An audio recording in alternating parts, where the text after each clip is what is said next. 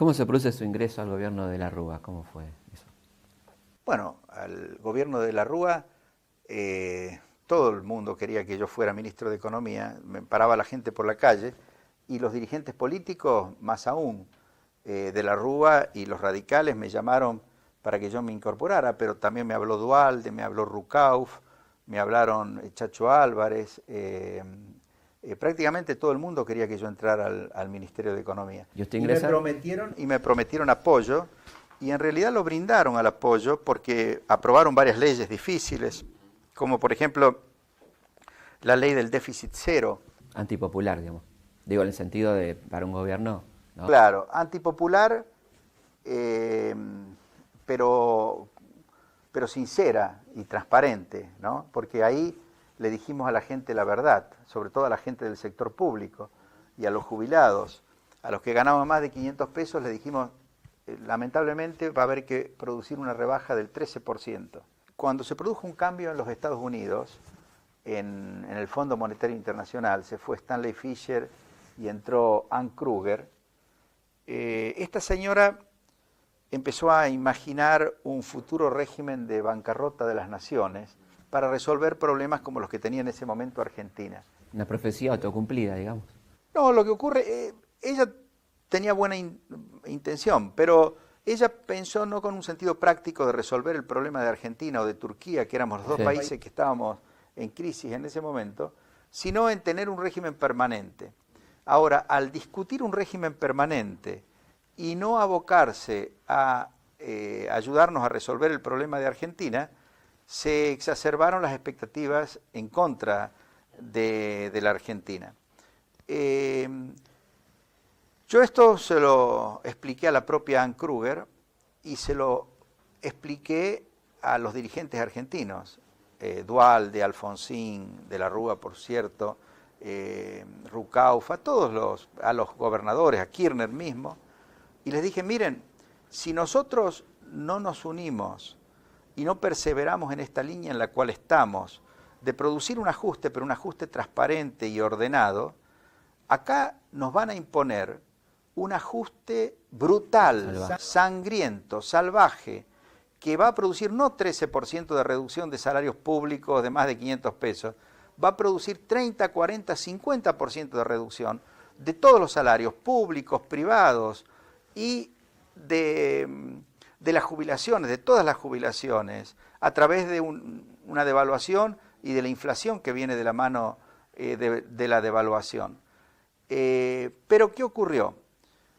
En ese mismo periodo, los acreedores del exterior dijeron, esta reestructuración de deuda que Cavallo les está proponiendo a los acreedores argentinos, a través del préstamo garantizado, dijeron, es demasiado generosa, les hace bajar la tasa de interés solo al 7%. ¿Eso lo dijo la gente del fondo o quién lo dijo? No, eso más bien lo decían los que tenían bonos en el exterior, los denominados fondos buitres, etcétera, ¿no? Y entonces, aquí, lo que falló fue la dirigencia argentina, porque si hubiéramos tenido una dirigencia inteligente y bien intencionada, lo que hubieran hecho es apuntalar el proceso ordenado de reestructuración de deuda que habíamos anunciado el 1 de noviembre, perseverar en el ajuste fiscal ordenado según la ley del déficit cero y no ceder a estas presiones que pedían la especificación, la devaluación. Ahora, ¿qué pasó con nuestra dirigencia?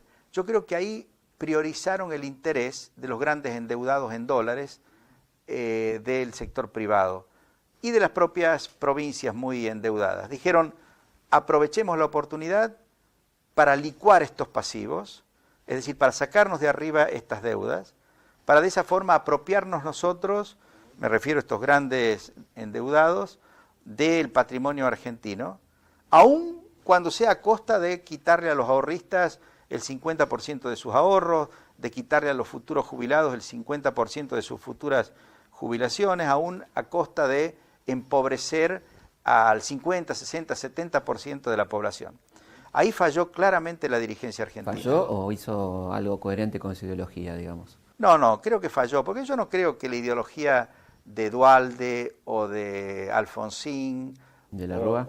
Bueno, de la Rúa obviamente que nunca tuvo la intención de cargar sobre las espaldas del pueblo argentino ese severo ajuste. Pero no se notó. Lo sacaron a De la Rúa y me sacaron a mí precisamente para poder hacer lo que después hicieron, ¿no? Lo que pasa es que ahí falló la inteligencia.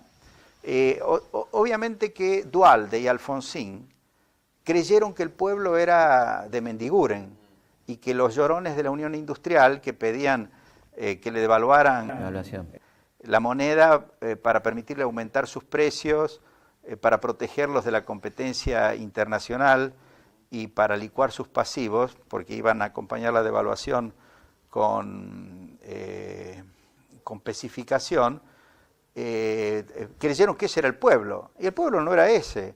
El pueblo era el pueblo que había sufrido o que estaba sufriendo la desocupación, que era un mal muy serio. El ajuste de salarios.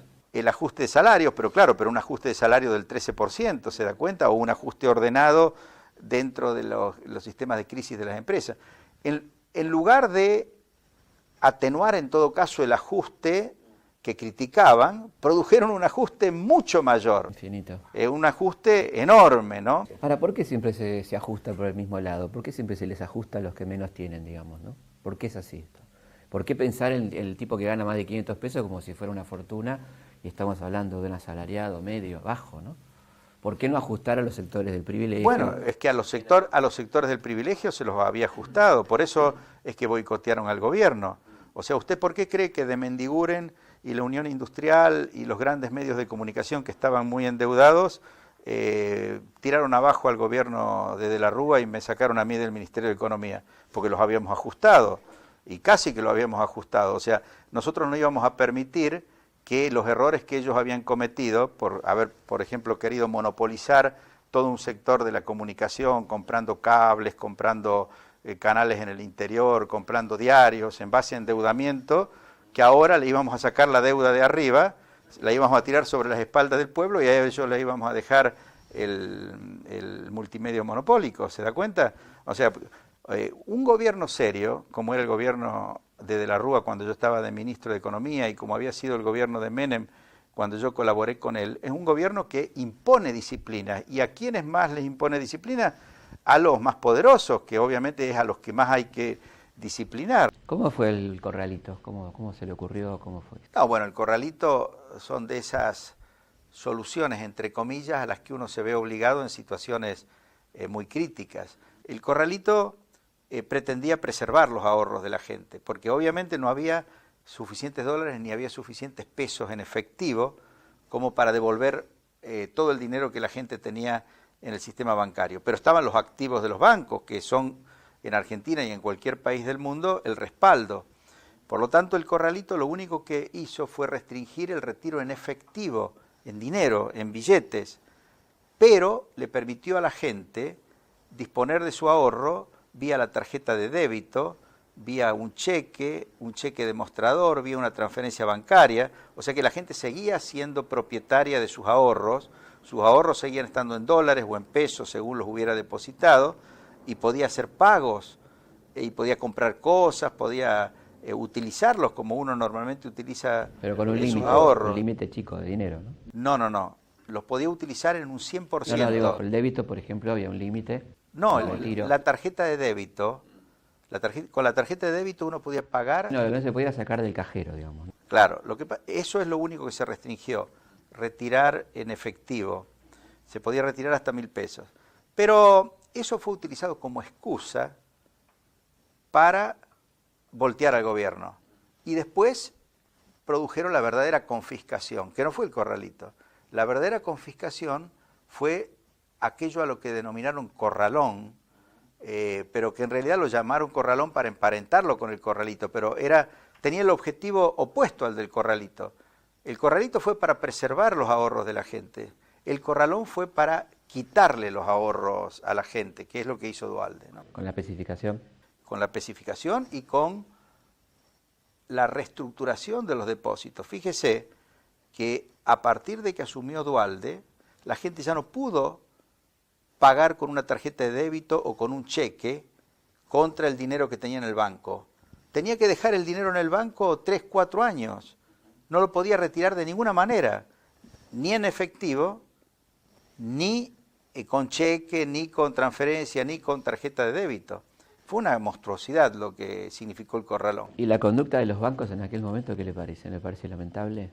Bueno, los bancos no ayudaron a que funcionara bien el sistema del corralito. Además esta cosa de que no eran sucursales, toda esa vergüenza, ¿se acuerda? Que decían que no respondían a la Casa Central, ni el Boston, ni el City, ni una cosa de loco, ¿no? Claro, lo que pasa es que al especificar le dieron el argumento para decir que ellos no estaban sujetos a la legislación internacional porque el gobierno argentino había dispuesto que los dólares en Argentina no eran dólares sino que eran pesos, y con eso argumentaron en contra de la responsabilidad de devolver los dólares, que eran lo que realmente ellos habían recibido, ¿no? ¿Cómo se produce su paso de Cancillería a Economía? ¿Cómo fue eso? ¿Y cómo fue ese primer año de economía menemista, no? Bueno, lo que pasa es que Menem, como todos los peronistas hasta entonces, tenían una visión, yo diría, corporativa de la economía. Creían en los pactos sociales y entonces pensaba que tenía que poner de ministro de Economía a un empresario y de ministro de Trabajo a un sindicalista, ¿no? Pero había estado hablando bastante conmigo y también con Di Tella y se había convencido de algo que fue muy importante, y es que Argentina tenía que adoptar una actitud diferente frente al mundo. En realidad él tenía la intuición correcta, él se daba cuenta que caía el muro de Berlín, que iba a caer el muro de Berlín, y que venía un periodo de una globalización basada en sistemas democráticos de gobierno y economías de mercado integradas entre sí. Él tenía esa intuición. Llegó un momento en que el gobierno de Menem estaba en una situación crítica, además con acusaciones de corrupción.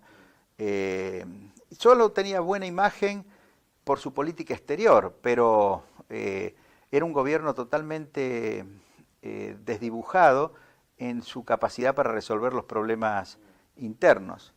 Entonces Menem decidió hacer un cambio integral de gabinete, y para hacerlo me llamó a mí como ministro de Economía, pero además me pidió que yo le sugiriera cómo reorganizar el gabinete. Así que en la práctica yo a partir de ahí, en febrero del 2001, fui ministro de Economía, pero virtualmente, 91, del 91, sí. ¿Qué dije? 2001. Es 91. un año que lo tenemos ahí. 91. Sí.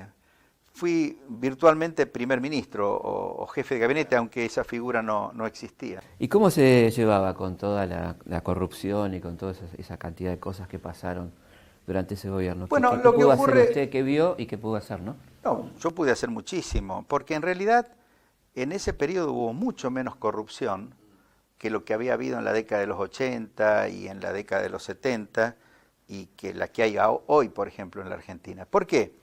Porque cuando dice la 70, mejor... perdón, cuando dice 70 incluye la dictadura. Sí, por supuesto.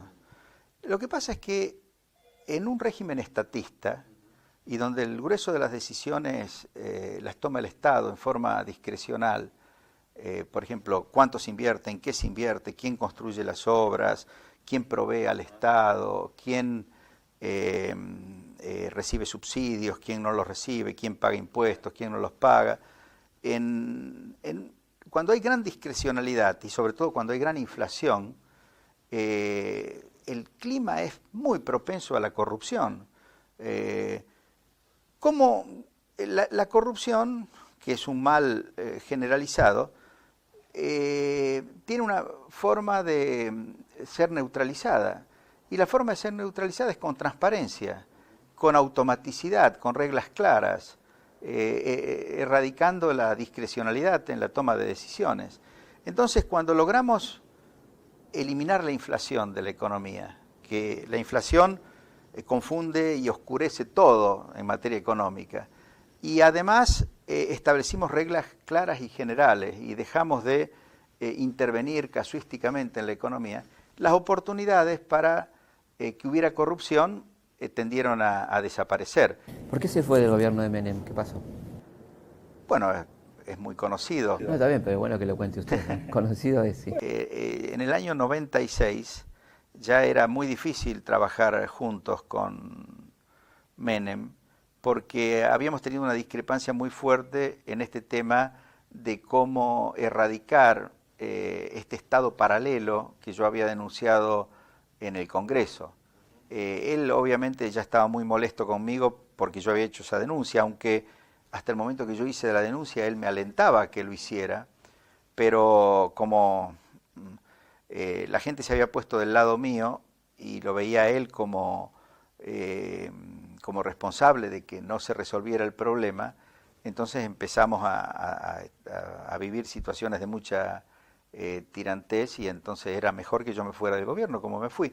Además yo no me fui antes, no me fui en el 95, porque estábamos en medio de la crisis tequila y si yo me hubiera ido en ese momento, posiblemente hubiera pasado en el 95 una situación mucho más crítica que la que realmente ocurrió. ¿A usted le parece que faltó control a las privatizadas? Digamos que ahora está saltando todo, ¿no?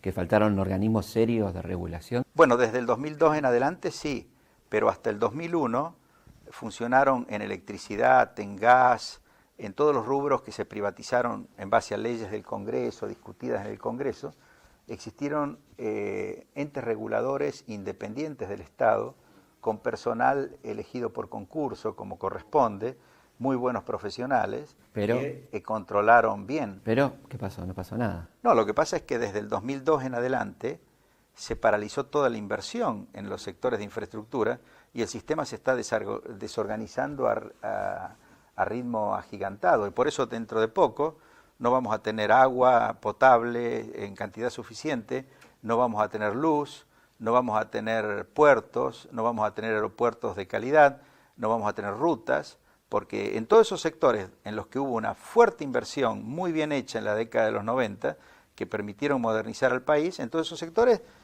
prácticamente hace 4 años que no hay inversión. Y por supuesto ahora los organismos de control están totalmente politizados. ¿Y antes no, digamos? No, en absoluto, eran organismos muy profesionalizados, con personal elegido por concurso. Pregúntele a cualquier persona. No, yo viví acá, digamos, toda esa época y me acuerdo que había la sensación de uno era que era una especie de rehén de esas empresas, ¿no? Me acuerdo ¿Sí? de mi sensación, por lo menos. ¿De electricidad, por ejemplo? Sí, electricidad, de telefonía celular, digamos, todas esas cosas. Telefonía celular y competencia, así que Sí, ahí no hay ente regulador. O teléfonos, ¿no? Donde uno, digamos, pedía, reclamaba y sigue pasando. Bueno, yo me acuerdo que en la década del 80 uno podía pasarse 10 o 15 años pidiendo para que le instalen un teléfono y no se lo instalaban. Y si llegaba a rompérsele una línea, usted pedía una reparación y le demoraban 2, 3, 4, 5 meses. No me acuerdo de la década del 90 que haya pasado eso. No, yo me acuerdo de la década del 90, pero quiero decir, es una empresa que hace negocios, de manera tal que le conviene que los teléfonos funcionen. Todas las empresas hacen negocios. No, en todos los países del mundo, incluidos en los que eran socialistas, que ahora ya no lo son, prácticamente no hay ninguno en el mundo, salvo Cuba, todas las empresas hacen negocios. O sea que pensar en una economía en la cual la prestación de servicios o la producción de bienes sea ruinosa para el empresario es buscar una utopía, porque eso, si la prestación de bienes o de servicios es ruinosa para el empresario, no va a tener los bienes y no va a tener los servicios. No, imagínense que no le estoy planteando eso, lo que le estoy diciendo es lo siguiente. Obviamente a la empresa de teléfonos le conviene instalar la mayor cantidad de teléfonos públicos, domiciliarios, y que funcione porque factura. Quiero decir, no es ningún mérito eso, es lo que debe hacer. Bueno, pero suerte que le conviene instalar teléfonos. Claro, pero está bien. Pero usted dice porque factura, y lógico. No, que facture está todo bien, y esa no es la discusión. Sí. La discusión es que deberían funcionar bien y uno como cliente debería ser bien atendido, cosa que no ha ocurrido ni en los 90 ni ahora. Digo, como bueno, cliente, ahora entiendo que no ocurra, y obviamente no está ocurriendo, porque les han congelado las tarifas a los niveles previos a la devaluación, en un acto de demagogia total y de injusticia e ineficiencia, que va a tener severísimos costos para el futuro en materia de calidad de los servicios, ¿no? ¿Por qué la Argentina se quedó sin trenes en los 90?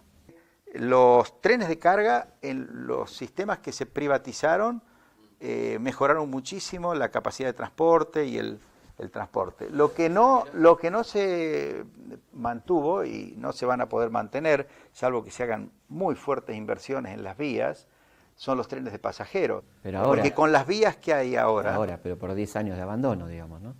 No, las vías están mejor que 10 años atrás. O sea, si usted hubiera visto cuál era el estado de las vías a principios de los 90, después de los 80, era absolutamente desastroso. Era en todos los ferrocarriles como hoy están en el Belgrano. Es decir, que eran prácticamente intransitables.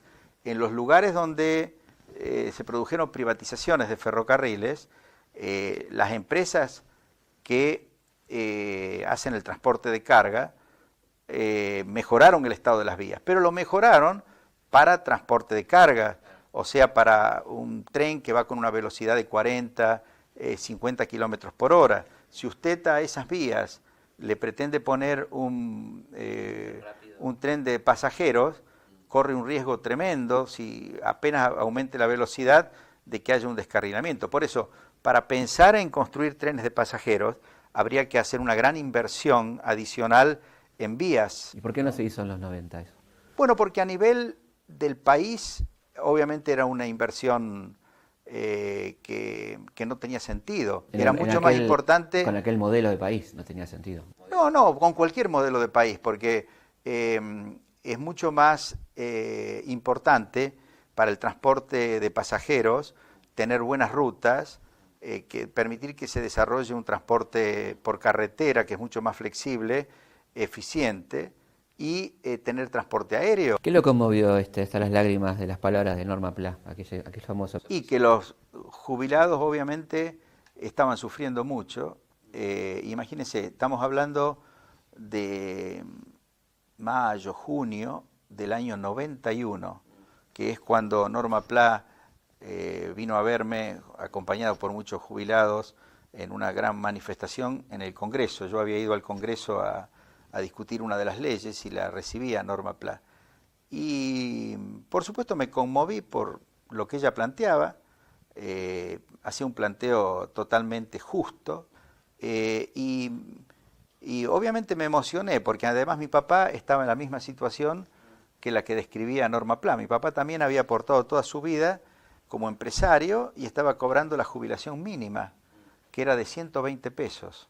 ¿En cuánto juega la sensibilidad y el conmoverse en un ministro de Economía, que se supone que es una persona tan fría, que solamente está con los números? No sé, en mi caso, nunca he sido una persona fría, al contrario, yo manejé el Ministerio de Economía y traté de manejar las finanzas del país pensando en resolver los problemas de la gente, ¿no? Podría haber habido un ajuste ordenado, que era lo que intentamos en el segundo semestre del 2001, que obviamente requería apoyo del Congreso, apoyo de los gobernadores, de las legislaturas provinciales, había que reducir el gasto público, había que reestructurar esa deuda con el sistema bancario y en general con todos los acreedores internos y externos de la Argentina.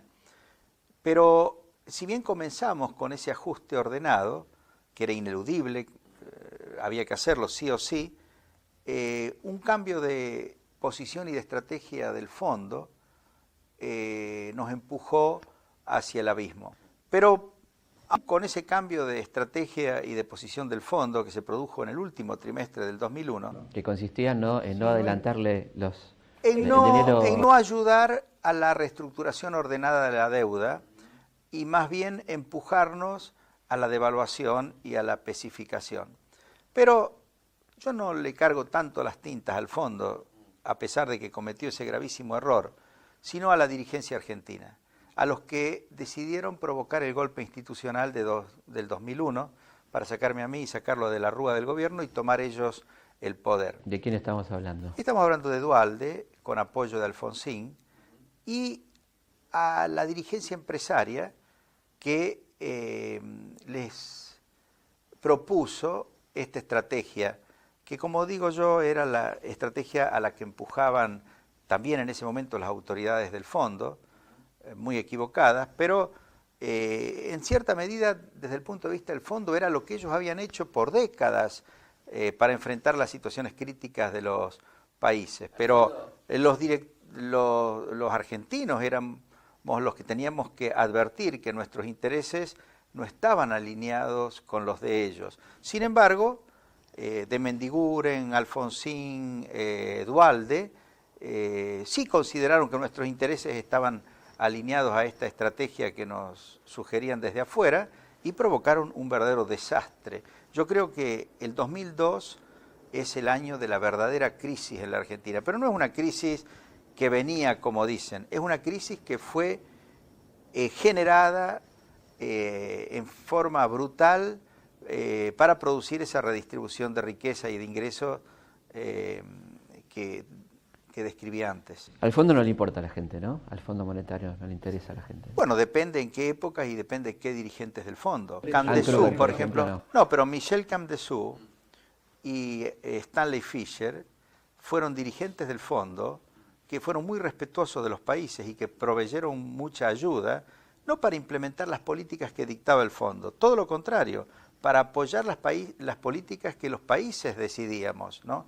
Realmente con Michel Camdesú y con Stanley Fischer en el fondo, esa institución ayudaba a los países a implementar reformas que eran necesarias. Lamentablemente se fue primero Michel Camdesú y vino Keller. Keller no tenía ideas muy claras y después se fue Stanley Fischer y vino Anne Kruger.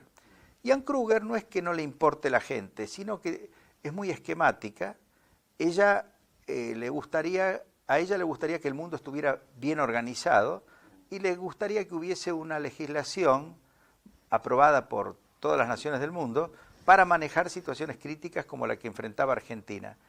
Y entonces, como esa legislación todavía no existía, pero ella quería promoverla, se le ocurrió que era mejor que quedara claro que por ausencia de esa legislación Argentina tenía que caer en una crisis muy profunda, castigarla, y de esa forma se pusiera en evidencia la necesidad de esa legislación antes que trabajar juntos con nosotros, los argentinos, para darle una salida ordenada a la crisis en la cual estábamos. Funcionó como un castigo, digamos, algo así. Claro, pero no, yo insisto, en esto no hay que calificar de malos o buenos. En realidad son las ideologías, son los puntos de vista, son la forma de interpretar las situaciones que se dan desde distintas perspectivas. No, lo trágico es que muere gente en el medio, ¿no? Muere gente de hambre, muere gente a tiros, muere Por como supuesto. pasó en el 2001, ¿no? Pero vuelvo a insistir, tiene mucho más responsabilidad la dirigencia argentina, que aún habiendo sido informada de lo que podía pasar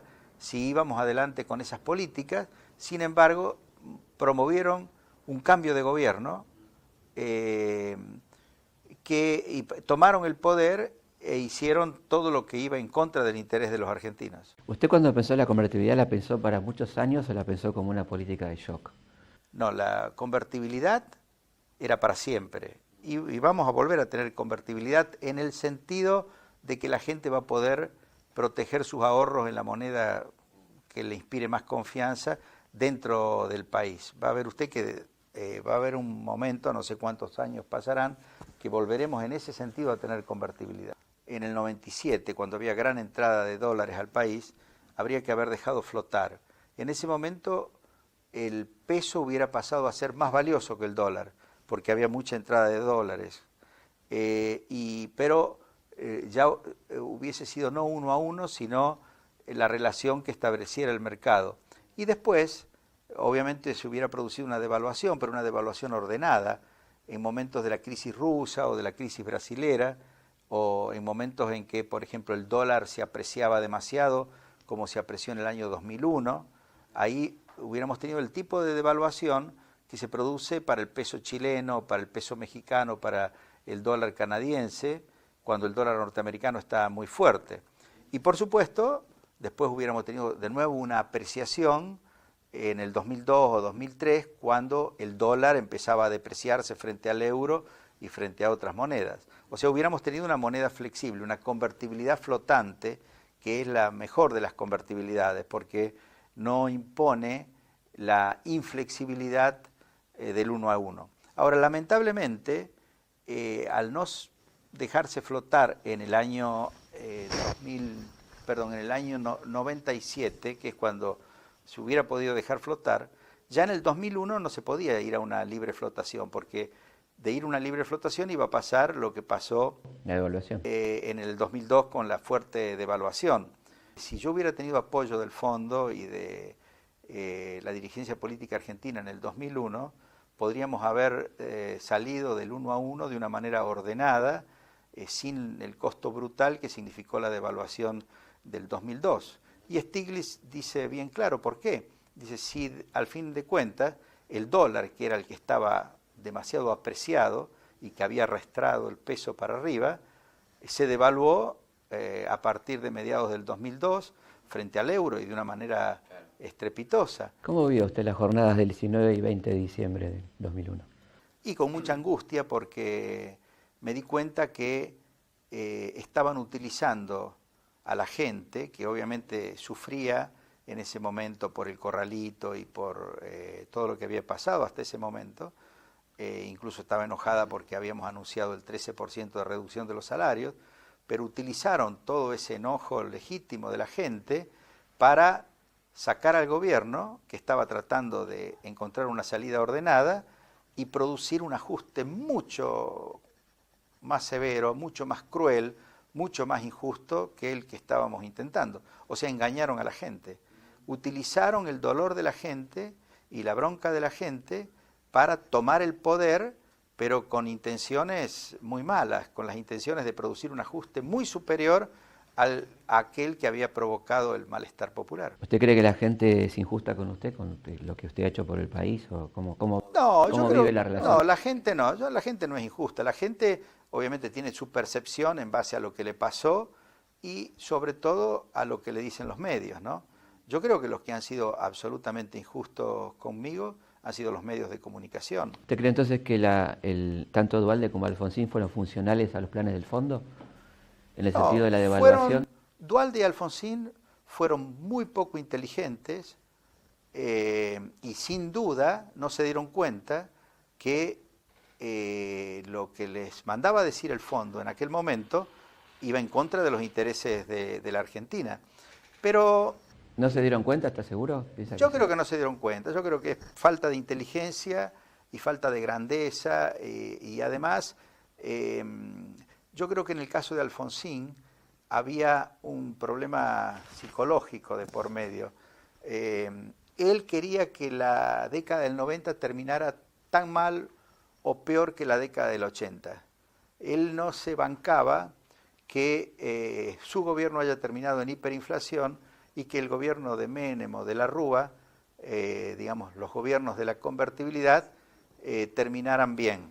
Entonces, para Alfonsín era como una satisfacción que aunque fuera el gobierno de la Rúa y el gobierno radical el que cayera,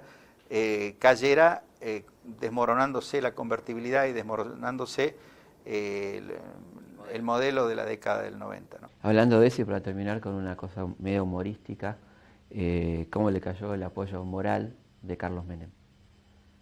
Bueno, Carlos Menem se sintió contento de que yo apareciera de nuevo en el escenario político porque me vio defender las políticas de los 90, pero eso no significa que yo defienda todas las cosas que él hizo. Yo he sido uno de los más tempranos críticos de Carlos Menem. Hoy, desde Kirchner a Duhalde y todos los que están en el peronismo y que despotrican contra Menem, cuando yo lo criticaba en el año 96 o 97, ellos hacían campaña con Menem y le cantaban loas a Menem. Y hoy, porque Menem es un árbol caído, hacen leña de él. Yo tengo una actitud muy objetiva y le reconozco a Menem las cosas buenas que hizo y que creo que son muchas, y por supuesto critiqué oportunamente las cosas malas que estaba haciendo y no estoy dispuesto a hacer leña del árbol caído porque ya es un árbol caído. Me parece terrible y injusto y malo para la Argentina que le sigan cargando todas las culpas a Menem, como me las siguen cargando a mí o a De la Rúa, cuando realmente muchos de los que hoy nos gobiernan tienen tantas culpas, o quizás más, que las de los que hemos actuado en la década del 90. Usted no iría a una alianza política con Menem, ¿no? No, no tiene sentido, además confundiría a la gente y además yo estoy en una etapa en la cual tengo que recuperar mi credibilidad frente a la gente. Obviamente la gente hoy no me cree por lo que pasó en el 2001 y sobre todo por la campaña a la que fui sometido en el 2002.